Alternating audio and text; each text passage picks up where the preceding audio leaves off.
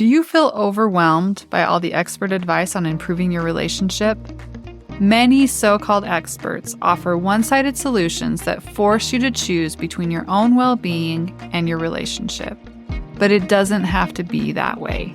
Imagine a marriage where you can truly advocate for yourself while also being attentive to your partner's needs. It's not only possible, but practical. To help you achieve this balance, I've created a free guide, 5 Skills for an Intimate Collaborative Marriage. In this guide, you'll discover 5 actionable tools to strengthen your relationship without sacrificing your well-being or neglecting your partner. Ready to transform your relationship? Click the link in the show notes to grab your free copy of 5 Skills for an Intimate Collaborative Marriage and start building a more balanced, fulfilling partnership today. I've really had a hard time figuring out what to record for this episode today. I've had a lot of different things on my mind, and I know that this is the last episode that I'm recording before I go on a little bit of a break. And I've just been kind of waffling between, doing something really inspirational for the end of 2024 and the beginning of 2025, trying to offer you some sort of a tool or a framework or something to reflect on the year or make goals for the new year. And I just haven't really thought of anything. And the other thing that I've been just following in the news, there have been kind of 3 kind of attention-catching stories, at least for me and for the content that I follow, that have really been on my mind. The first thing that came up, and I shared a little bit about it on Instagram. I haven't really shared all of my ongoing thoughts on Instagram as this story has developed, but it's the contention, the conflict between Blake Lively and Justin Baldoni, as some of these sexual harassment and retaliation claims have come forth. That's gotten my attention. I haven't really talked much about my experience being in a toxic workplace.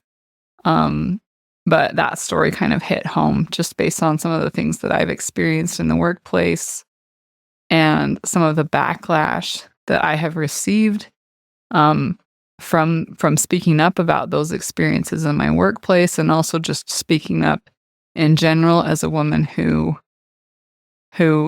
is against male domination and is against women being treated the way that they are often in the workplace and in our society. So that's been on my mind a lot. I've been following that a lot. Of course, I don't know exactly what happened, but I am not surprised to see how things have unfolded and to see how Blake Lively has been villainized and all of the assumptions that are made, like, why didn't you speak up? Why did you continue with the movie? All of those things. And I just want to speak as a woman who has been in a similar situation. It is very costly to speak up. And I'm really grateful that she did. And I acknowledge that she has the resources and support that many women do not have. And that's one of the reasons why she probably was able to speak up. But I'm grateful that she did.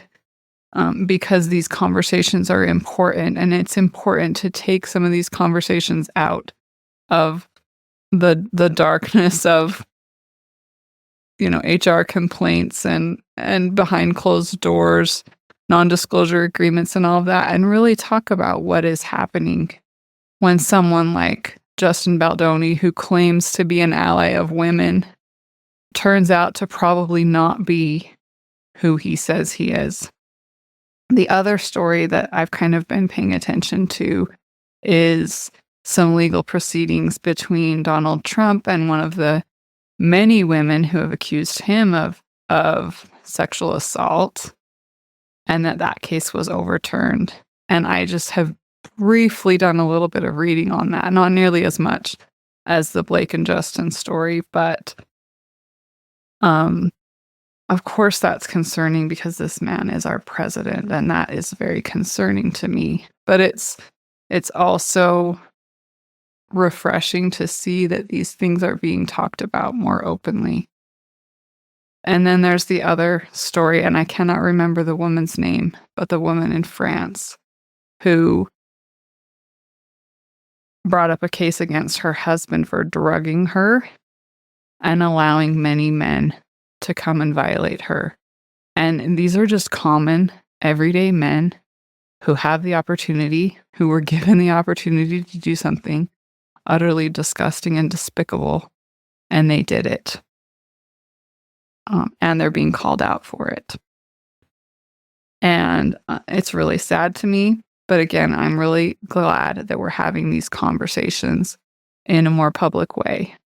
It's been hard for me to have these conversations in a more private way, though, with my friends and family. I honestly have not had these conversations with people who I think might disagree with me, and I think it's because it's so uncomfortable. So it's just an interesting dynamic. And I actually started reading this book called The Will to Change: Men, Masculinity, and Love by Bell Hooks. And this was a book that was recommended to me as part of my curriculum in my RLT training. And in the very first, preface and chapters and first chapter, I'm just in the first chapter right now, Bell Hooks talks about how hard it is to talk about how we feel about men and how we want to feel loved by men, but we often don't. We learn to kind of pretend that any sort of positive attention that we get from men is love, but it's not. So I'm just reading this and I'm thinking about it. And the thing that really struck me, and the thing that is kind of my intention and my aspiration moving forward with what I share in the future on this podcast, and what I really help my clients grapple with and hope to accomplish in my work, is how do we reconcile this longing for more intimate, meaningful, authentic relationships with the harms of patriarchy? And this phrase from this book really struck me. From the book, again, The Will to Change by Bell Hooks. The unhappiness of men in relationships, the grief men feel about the failure of love, often goes unnoticed in our society, precisely because the patriarchal culture really does not care if men are unhappy. And I think that's really true. We care if men are successful, we care if men are powerful, we care if men are wealthy, but we don't care if they're happy. And I don't think that men have really been given the opportunity in our patriarchal culture to think about what really makes them happy, because they're chasing patriarchal forms of success: money, power, dominance, career accomplishments, professional accolades, but not love, to really be in a meaningful, loving relationship. And that's kind of the goal of Respected and Connected from that male perspective. When people talk about relationships issues in most circles, someone will chime in and say, well, men's greatest desire in a relationship is to be respected, and women's greatest desire is to feel emotionally safe or to feel loved and cherished. And I think the only reason why that is true is because we haven't been given a more expansive vision of what a loving relationship really looks like between two equals, whether it be a man and a woman, or two men, or two women, or even a platonic relationship between two equals that really is loving and intimate. We don't have a vision of what that looks like. So instead, we kind of settle into these dynamics where we're managing each other, we're controlling each other, often in covert ways, and we're calling that love. And so I don't have any great framework for you guys today. I don't have any great advice for you on how to kind of wrap up 2024 and start fresh in 2025. But I want to share this commitment and aspiration with you of what's going to be happening within the respected and connected community, whether you work with me one-on-one as a coach, or you enroll in a course or a program or a community, is I'm not giving up on men, and I'm not giving up on creating intimate, equitable relationships. So if that's what you're looking for, you're totally in the right place. I hope that you will keep in touch. I am planning to come back, hopefully in just a few months. If you want to keep in touch in the meantime, connect with me on Instagram. I'll link in the show notes to my Instagram profile, which is respected_and_connected. If you're not on my email list, join that as well, because I do think we are going to be part of this. Whatever's on the forefront, we are going to be part of taking that anger and that rage that we've felt for so long about being the victims of male dominance and creating something that works better for men and women. This is another thing from this book I'm reading that really is helping me to set the tone for the future. Well, there's two kind of things. So this is from Bell Hooks. Within the early writings of radical feminism, anger, rage, and even hatred of men was voiced. Yet there was no meaningful attempt to offer ways to resolve these feelings, to imagine a culture of reconciliation where women and men might meet and find common ground. So that's my real aspiration for the year, is to help women and men meet on equitable ground and find common ground and create a common goals and common visions for their relationships. And then there's just one other thing that I've thought, there's so much rhetoric around feminism and just that we have no need for men.